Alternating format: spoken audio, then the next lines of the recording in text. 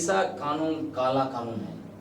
जब तक आप कुर्मी महतो को एसटी का दर्जा नहीं देते हो तब तक पैसा कानून लागू नहीं होना चाहिए। मतलब आदिवासी लोग काले हैं, उनके लिए जो संवैधानिक प्रावधान है वो काले हैं, उनके जो कानूनी प्रावधान है वो काले हैं, तो ये पैसा कानून काला है। तो ये आ जाएंगे एसटी की सूची में तो ये कानून गोरा कैसे हो जाएगा। ये कह रहे हैं कि हम सबसे पुराने आदिवासी हैं, यहाँ के सबसे बड़े बासिंदे हैं, और हम लोग को कहते हैं सरकारी आदिवासी लोग हैं। हमारी भाषा, संस्कृति, हर एक चीज को, पर्व त्योहार, गमछा तक को उन लोग जाके छीन लिया है और कहते हैं ये मेरा है। तो आदिवासी इतना थोड़ी बर्दाश्त करेगा। इनके एक फर्जी बुद्धिजीवी दीपक पुनिया 1931 का डिस्क्रिप्टिव सेंसस निकाल के वहां अपना बड़ा बड़ा नाम चिपका के सोशल मीडिया में खूब जो है कि डाल रहे थे। कह रहे थे देखिए 1931 का सेंसस में कुर्मी महतो को जो है कि आदिवासी कहा गया है, एबोरिजिनल कहा गया है, प्रिमिटिव कहा गया है। जब से मैंने डिस्क्रिप्टिव सेंसस और इंपीरियल डेटा दोनों निकाला है, तब से ये दीपक पूर्णिया साहब 1931 का जनगणना का रेफरेंस देना बंद कर दिया है। जब आप इंपीरियल डेटा में देखिएगा तो हैरान रह जाएगा। उसमें दो चीज है, एक तो यह कि इनको महाराष्ट्र का मराठा ग्रुप में शामिल किया गया है, और मराठा ग्रुप में कुणबी, कणबी, कुर्मी, क्षत्रिय, क्योंकि इनके पुरखे मांग किए थे कि हम लोग कोल कुकुर नहीं है, आदिवासी नहीं है, हमको कुर्मी क्षत्रिय लिखो। तो उनके मांग के आधार पर कुर्मी क्षत्रिय लिखा गया है वहां पर। दीपक पुनिया साहब ने कैसे भ्रमित किया समाज को, आदिवासियों को कैसे गुमराह किया, कैसे जो है कि राज्य सरकार को और केंद्र की सरकार को गुमराह किया, ये सब जवाब देना पड़ेगा।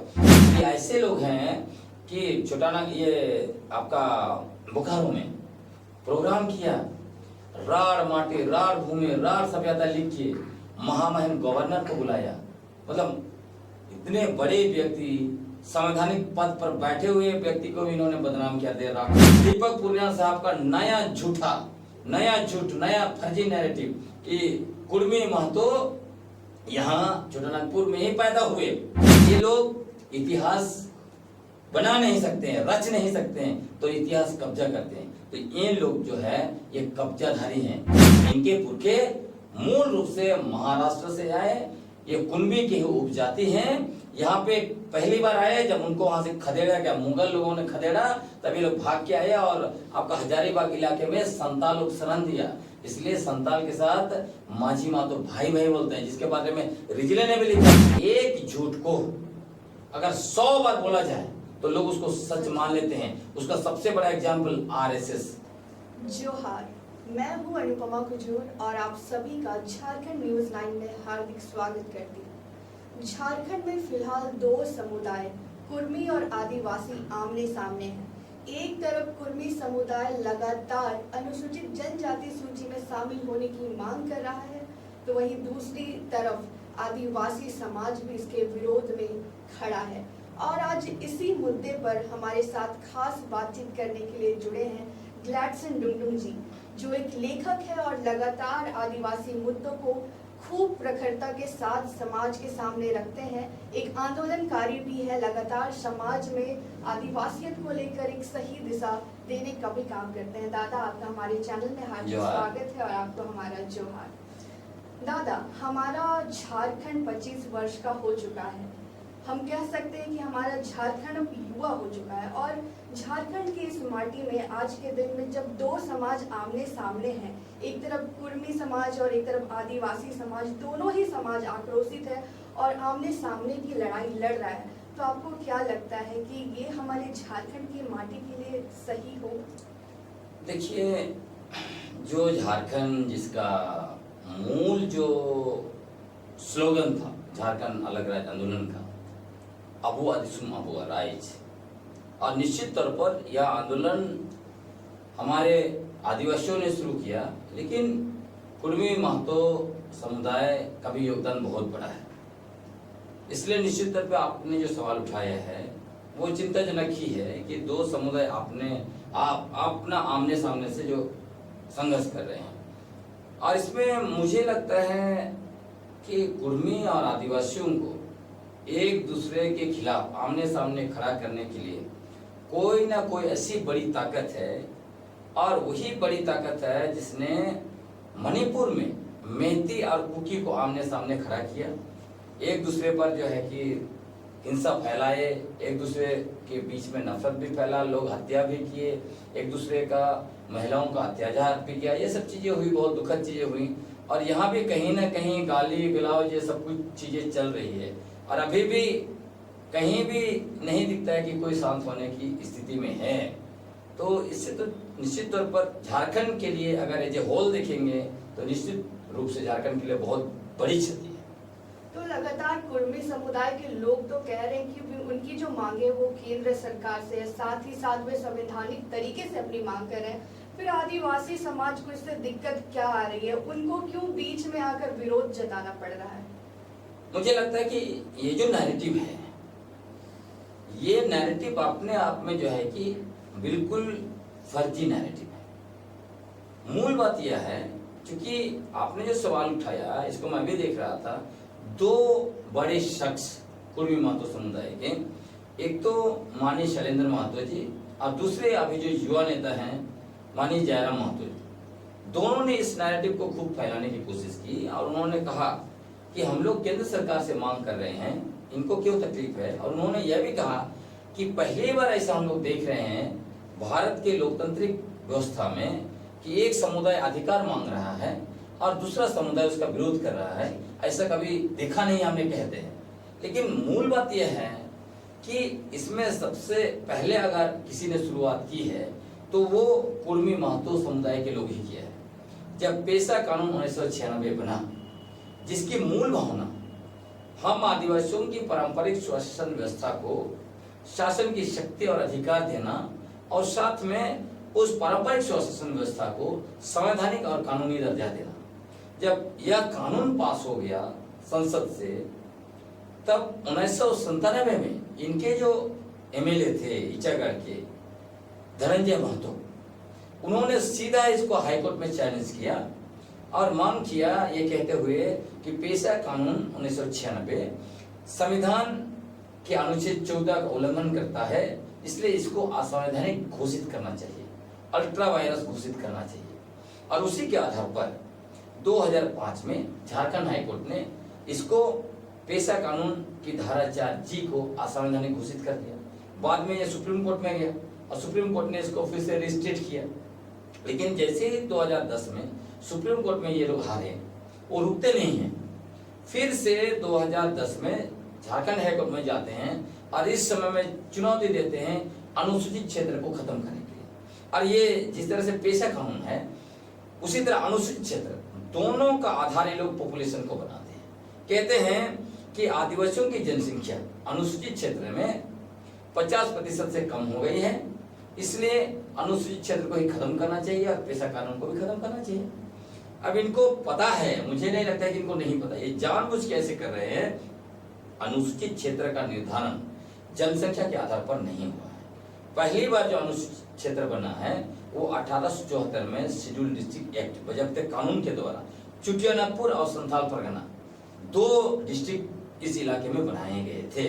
और उसी के आधार पर जब संविधान बना तो 5वीं अनुसूची वहां पर डाला गया। और पहली बार 1961 में ढेबर कमीशन ने कहा कि जब नए अनुसूचित क्षेत्र का निर्धारण होंगे तब उसमें जो है पॉपुलेशन एक क्राइटेरिया होगा। उसके बाद ये 2 तो उन्होंने चैलेंज किया। तीसरा क्या किया, हाईकोर्ट में भी हारे। मतलब ये जो अनुसूचित क्षेत्र को जो चैलेंज किया, क्योंकि उसका आधार जनसंख्या है नहीं, तो 2016 में झारखंड हाईकोर्ट ने भी इनका पिटीशन को खारिज कर दिया। उसके बावजूद ये हमारे ऊपर उंगली करने नहीं छोड़े। मतलब इसको कहते हैं मधुमक्खी की छाता पर आपने एक बार पत्थर मार दिया तो मधुमक्खी आएगा, थोड़ा आपको दौड़ाएगा, फिर छोड़ देगा। अब बार बार छत्ता पर आप पत्थर मारेंगे तो वो क्या करेगा। इन्होंने बार बार पत्थर मारा है। इसके बाद देखिए, जैसे ही विगत 8 महीने के अंदर में जब सुगबुगाहट हुई, झारखंड हाईकोर्ट का डंडा पड़ने लगा, तो यहाँ पेशा का नियमावली बनेगा। जब पेशा कानून की नियमावली बन रही थी और गलत नियमावली ये लोग लागू करने की कोशिश कर रहे थे, तो हम लोगों ने पेशा आंदोलन खड़ा किया। और जैसे हम लोगों ने पेशा आंदोलन खड़ा किया और सरकार बैकफुट में जाने लगी, ये लोग, इनके सामाजिक अगुवा शीतल ओहदार और बाकी लोग नैरेटिव फिर से शुरू किया, आंदोलन शुरू किया। और उनका यही कहना था कि पेशा कानून काला कानून है।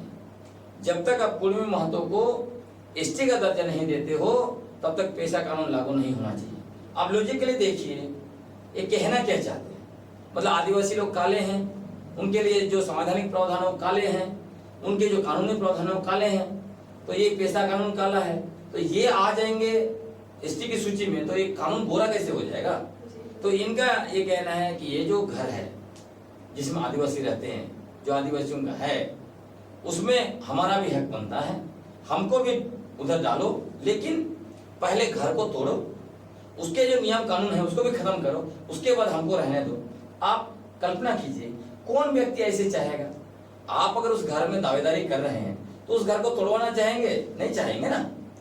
तो चूंकि इनको पता है कि ये ना आदिवासी थे, ना आदिवासी हैं, ना आदिवासी रहेंगे होंगे, इनको कभी भी सूची में नहीं डाला जाएगा, इसीलिए ये ऐसे नैरेटिव बनाते हैं। तो आपने जो सवाल किया कि वो कह रहे हैं कि हम लोग उनका विरोध कर रहे हैं, नहीं, उन्होंने हमारे संवैधानिक और कानूनी अधिकारों को खत्म करने के लिए सड़क से लेकर कोर्ट तक लड़ाई लड़ा है, और इसी की वजह से आदिवासी आज आक्रोशित। और इतना ही नहीं, बाद में जो नैरेटिव बना रहे हैं, ये कह रहे हैं कि हम सबसे पुराने आदिवासी हैं, यहाँ के सबसे बड़े बासिंदे हैं, और हम लोग को कहते हैं सरकारी आदिवासी लोग हैं, हमारी भाषा, संस्कृति, हर एक चीज को, पर्व त्योहार, गमछा तक को उन लोग जाके छीन लिया है और कहते हैं ये मेरा है। तो आदिवासी इतना थोड़ी बर्दाश्त करेगा।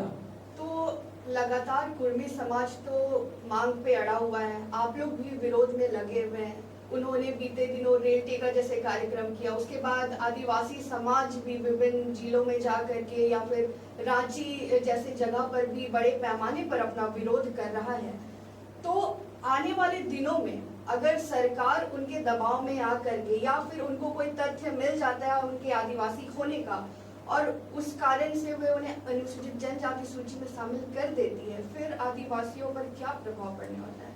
देखिए, पहली बात तो प्रभाव पर भी हम लोग बात करेंगे, लेकिन सबसे बड़ी बात यह है कि ये जो दावेदारी कर रहे हैं, इसको अगर आपको देखना है सच्चाई क्या है, तो इनका विगत 20 वर्षों का इतिहास देखना पड़ेगा।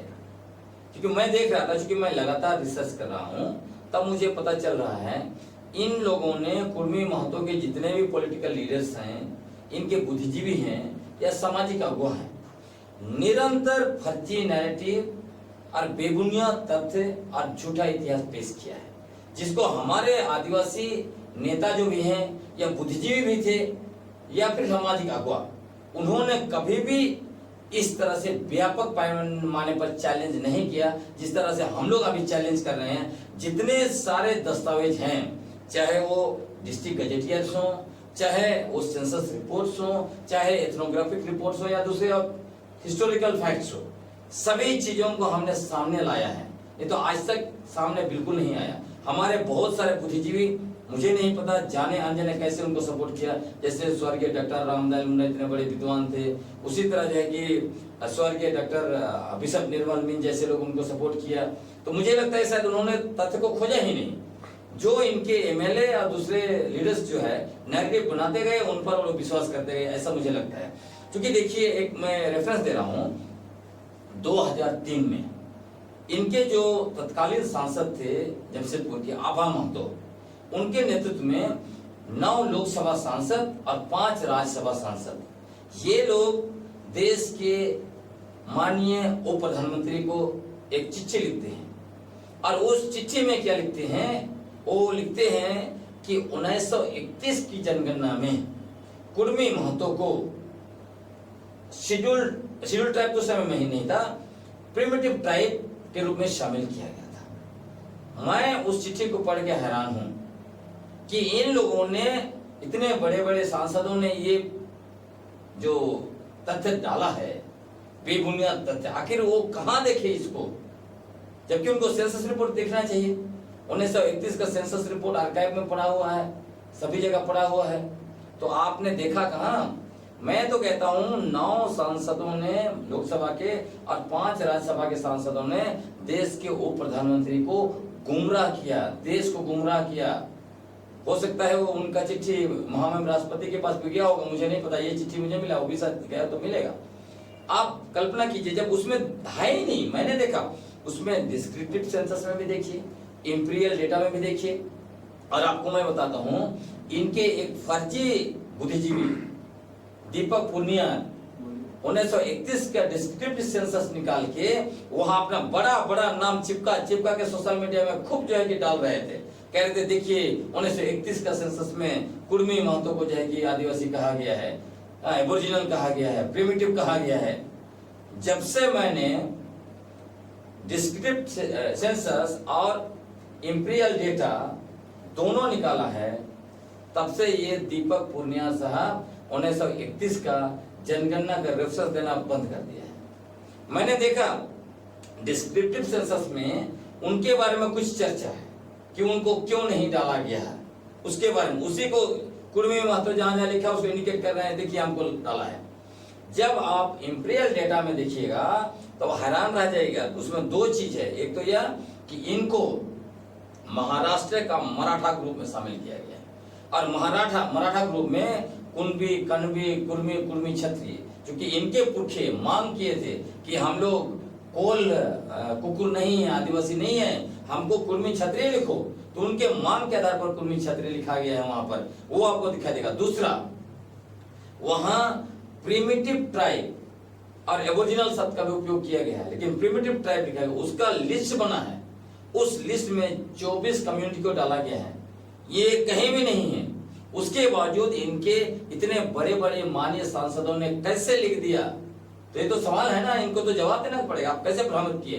दीपक पूर्णिया साहब ने कैसे भ्रमित किया समाज को, आदिवासियों को कैसे गुमराह किया, कैसे जो है कि राज्य सरकार को और केंद्र की सरकार को गुमराह किया, ये सब जवाब देना पड़ेगा। तो इस तरह का जो है ये लोग फर्जी चीज करते रहे हैं। उसी तरह ये लोग ये भी कह रहे थे कि राढ़ सभ्यता इनकी है। ये लोग कह रहे थे कि सिंधु घाटी सभ्यता, मोहनजोदड़ो, हड़प्पा सभ्यता, उससे भी पुरानी सभ्यता राढ़ सभ्यता है। मैंने राढ़ सभ्यता को खंगाला और निकाल के इनको दिखा दिया। देखिए राढ़ सभ्यता लिखा गया उसके बारे में कि 30 करोड़ साल पुराना है। वहां जो रह रहे थे वो गुफा कल्चर के लोग थे जो 2 लाख साल पुराने थे। ये जो मॉडर्न ह्यूमन तो आपको आउट ऑफ अफ्रीकन थ्योरी के बाद ही कहा जाता है ना, जो होमोसेपियन वहां से निकल के आए। तब ये दावा क्या कर रहे थे, जो 70,000 साल पहले जो होमोसेपियन अफ्रीका से निकल कर आया ओंगे के साथ ये लोग यहाँ पर आए। तब हमने क्वेश्चन किया, एक तरफ आप राढ़ सभ्यता पर दावेदारी करते हो, वो जो है कि 30 करोड़ वर्ष पुराना है, जहाँ 2 लाख साल गुफा कल्चर के लोग रह रहे थे, तो आप कहाँ हैं? पर अभी तो वो दावा कर रहे हैं कि उनका जन्म स्थल छोटा नागपुर ही है। हाँ, तो वही मैं कह रहा हूँ, जब से मैंने इन सब चीजों को एक्सपोज किया है, राढ़ सभ्यता में फूस हो गया, अभी लोग राढ़ बोलना भूल गया। आप सोचिए, ये ऐसे लोग हैं कि छोटाना ये आपका बोकारो में प्रोग्राम किया, राढ़ माटी, राढ़ भूमि, राढ़ सभ्यता लिख के महामहिम गवर्नर को बुलाया। मतलब इतने बड़े व्यक्ति, संवैधानिक पद पर बैठे हुए व्यक्ति को भी इन्होंने बदनाम किया दे राढ़ भूमि दिखाकर, है ना। वो अब राढ़ भूमि भूल गए। अब 65,000 का जब नैरेटिव इन्होंने बनाया, तब मैंने इनको कहा अगर 65,000 साल पहले आप यहाँ पे आए थे तो खेती जो है चौरानागपुर में 10,000 साल के अंदर में आई हुई है, तो आपके लोग 55,000 साल तक क्या खा रहे थे? क्या पत्थर खा के जिंदा थे? दूसरा, आपकी भाषा क्या थी? ओंगे की अपनी भाषा है, आपकी अपनी भाषा कहाँ है? कुलमाली तो 500 साल के अंदर की भाषा है। तो ये दो चीज में मैंने जैसे घेरा, ये लोग 65,000 भूल गया। उसके बाद बीच में बोलने लगे हम लोग 10,000 साल पहले आए। उसके बाद अभी नया नैरेटिव जो आपने कहा, कह रहे हैं कि हम जो है कि छोटानागपुर के जो है लोग हैं, यहीं पैदा हुए।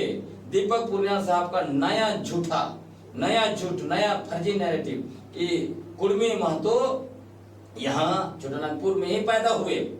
इनको पता होना चाहिए कि छोटानागपुर तो पूरा जंगल का इलाका है, जंगल जहाँ था, यहाँ कुछ नहीं था, यहाँ सिर्फ जंगली जानवर रहते थे, यहाँ कोई आदमी पैदा ही नहीं हुआ है। जो भी आया है वो बाहर से ही आया है, बहुत स्पष्ट बात है। और सबसे बड़ी बात, ये लोग यहाँ पैदा हुए रहते ना, सबसे पहले बसिंदा होते, तो फादर ऑफ एंथ्रोपोलॉजी बोला जाता है एस.सी. रॉय, जिनका काम छोटानागपुर पर बेस्ड था, सबसे ज्यादा काम उन्होंने छोटानागपुर पर किया। तो सबसे प्रथम बुक, पहला रिसर्च उनका इसी कुर्मी महतो पर होता। उन्होंने पहला रिसर्च किन पर किया? मुंडा जन देयर कंट्री लिखा। हाँ, असुर को माना जाता है यहाँ का सबसे पुराना बासिंदा। उनका जो है कि आर्कोलॉजिकल एविडेंस भी मिल गया कि वो जो लोहा गलाते थे और जंगल पर निर्भर रहते थे, आज भी लोहा गला रहे हैं उसी मॉडर्न टेक्नोलॉजी का। तो ये लोग मॉडर्न टेक्नोलॉजी को ना अपनाए हुए, कहने का मतलब कि उसी टेक्नोलॉजी से आप लोहा गला रहे हैं। तो ये लोग जो है ना हर चीज को फर्जी तरीके से अपना नैरेटिव बना के खुद को चुनाव पूरे बासिंदा बताते हैं। अभी तो यह भी बता रहे हैं कि मुंडा लोग इनके इलाके में आके बसे। मैं तो दीपक पुनिया से सवाल पूछना चाहता हूं, मैं तो डिबेट में आमंत्रित करना चाहता हूं, आपके साथ डिबेट हो जाए। अब तो कहते हैं भाई जब छोटानागपुर में मुंडा लोग इनके इलाके में बसे तो ब्रिटिश हुकूमत ने मुंडाओं को कैसे सवाल पूछा कि आप बताओ कि छोटानागपुर के बासिंदा आप कैसे हो। तब इन लोगों ने, मुंडाओं ने एक बार 14,000 मुंडा लोग, एक बार 12,000 मुंडा लोग स्मार पत्र दिए।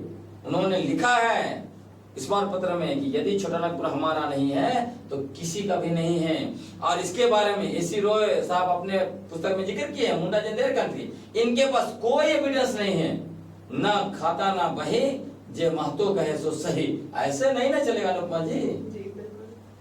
तो लगातार जब आपको आदिवासी समाज को पता है कि वे जो फर्जी बातें उठा करके ला रहे हैं, फर्जी नैरेटिव सेट कर रहे हैं, फिर आदिवासियों को क्या जरूरत पड़ी है लगातार आंदोलन करने की, जब आदिवासी समाज इतना कॉन्फिडेंट है कि उनकी बातें फर्जी है, उनके तथ्य फर्जी है, या फिर वो इतिहास को तोड़ मरोड़ कर सामने रख रहे हैं। देखिए ये करने की जरूरत इसलिए पड़ रही है क्योंकि जैसे आपको मैंने कहा 1997 से निरंतर एक तरफ हमारे संवैधानिक और कानूनी अधिकारों को खत्म करना चाहते हैं, दूसरी तरफ हम लोगों को बेइज्जत कर रहे हैं। लोग कह रहे हैं ये इनको तो हमने बसाया, मुंडाओं को हमने बसाया, उराव को जमीन हमने दिया, ये हमारी भाषा संस्कृति को कॉपी कर रहे हैं, ये सब कुछ हमारा कॉपी किए। तो ऐसे बोलेंगे तो बर्दाश्त होगा? आप सोचिए जब पत्थलगड़ी पर रिसर्च कर रहे थे डाल्टन, जो डाल्टन पहले एंथ्रोपोलॉजिस्ट हैं जिन्होंने ट्राइब और कास्ट पर काम किया, उसके बाद ही जो है कि ये एच.एच. रिजले और जो है कि आर.बी. रसल वगैरह आए।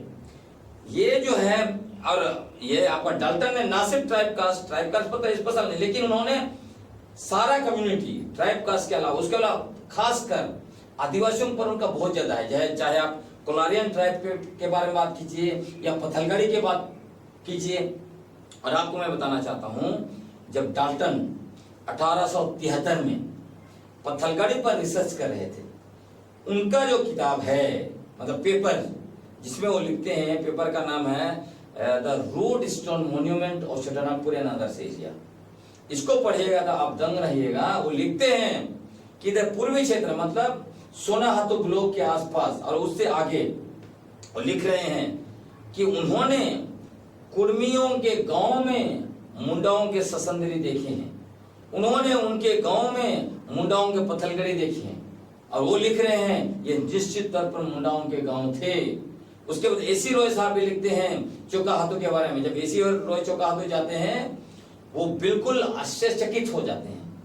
उनको लगता है जब मुंडाओं का गढ़ अभी यहाँ नहीं है तो इतना बड़ा 8 एकड़ एरिया में 7,000 से ज्यादा सत्संगरी मुंडाओं के कैसे हो सकते हैं।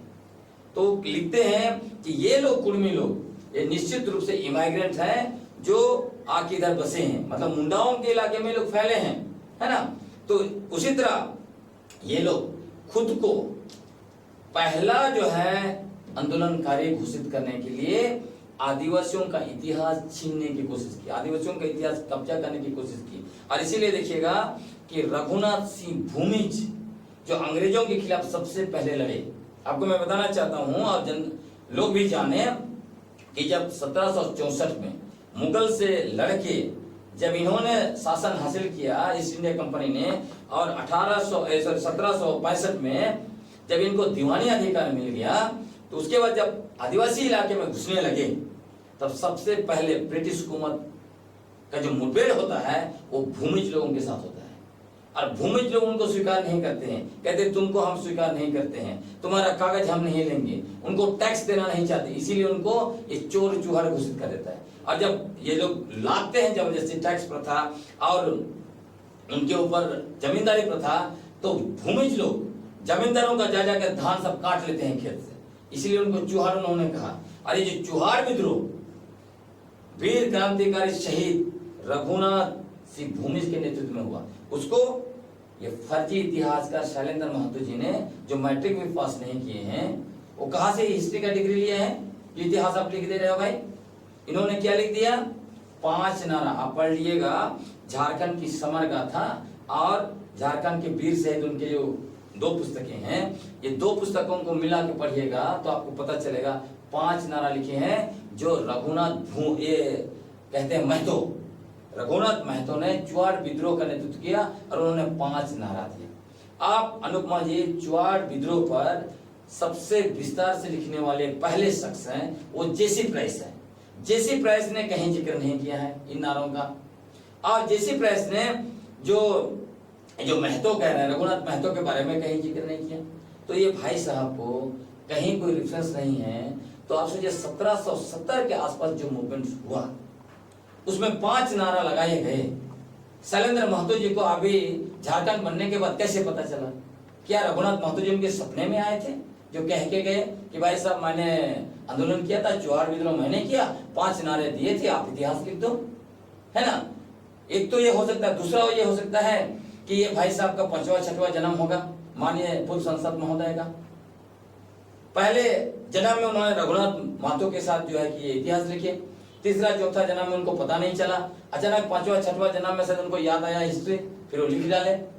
तो ऐसा जो है कि फर्जी इतिहास, तो ये लोग इतिहास बना नहीं सकते हैं, रच नहीं सकते हैं, तो इतिहास कब्जा करते हैं। तो ये लोग जो है ये कब्जाधारी हैं। इनके पुरखे कहां से आए उसको भी थोड़ा सा मैं बता देता हूं। इनके पुरखे मूल रूप से महाराष्ट्र से आए। ये कुंभी की उपजाति हैं।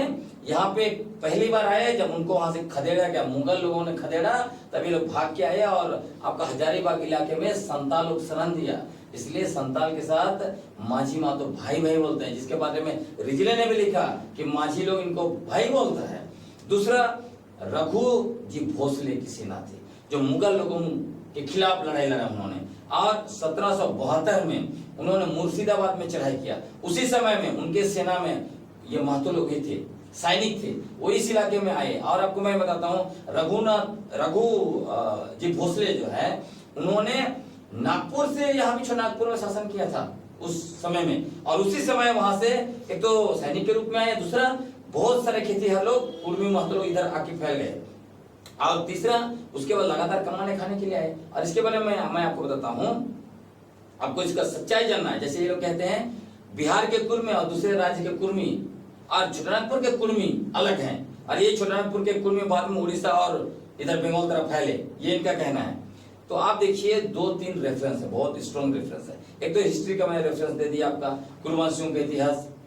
दूसरा रेफरेंस है पुरुलिया, जहां इनका सबसे ज्यादा जमघट होता है कुर्मी महतो का। पुरुलिया गजेटियर आप उठा के देख लीजिए, उसमें लिखा हुआ है वो लोग बिहार से गए थे, बिहार के कुर्मी थे, कृषि को अपनाया और कृषि में निपुण होने के बाद अपनी मूल जाति से खुद को अलग कर लिया। ये लिखा हुआ है गजेटियर में।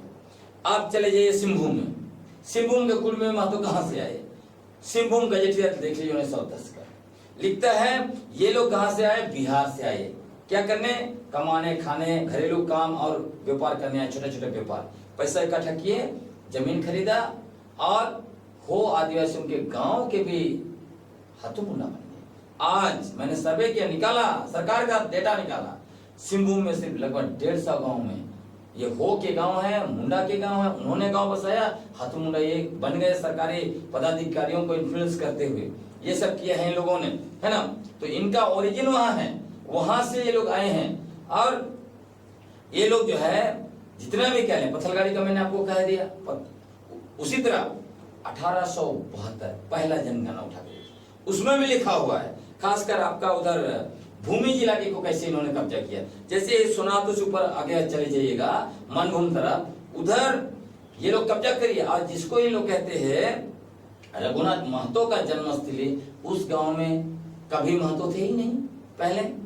तो वहां जो है कि रघुनाथ महतो कैसे पैदा हो गए? वो तो भूमिजों का गांव था, वहां खतियान मौजूद है। तो हर चीज जो है कि फर्जी नैरेटिव बनाने के लिए ये लोग ऐसे कर रहे थे।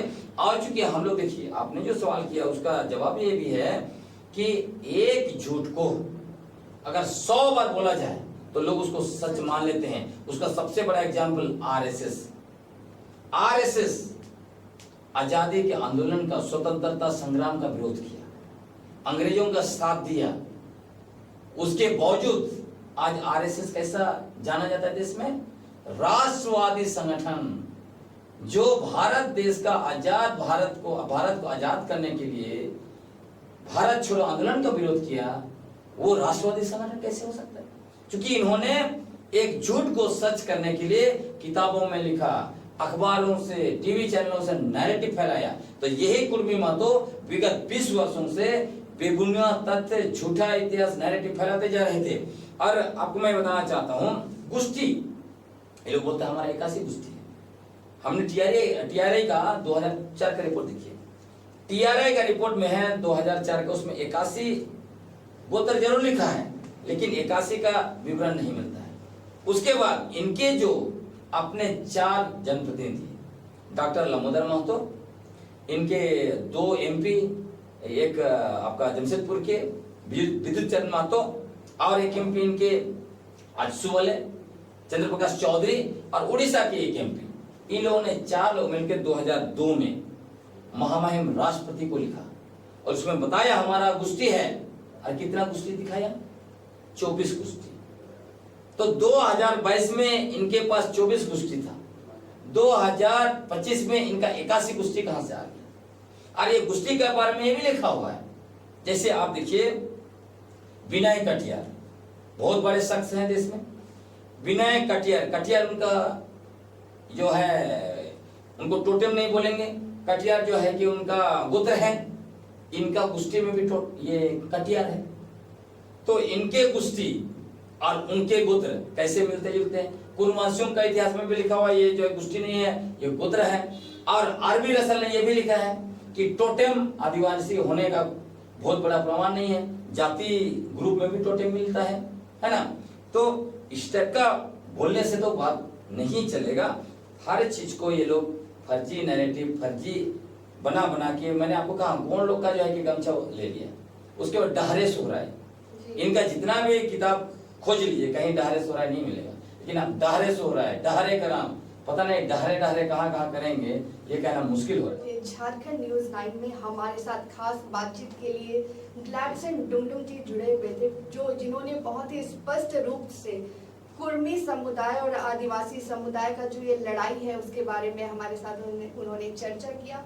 तो आप हमारे साथ इसी तरह बने रहें, हम आगे भी विभिन्न मुद्दों को लेकर के आएंगे और आपके सामने रखेंगे। जोहार।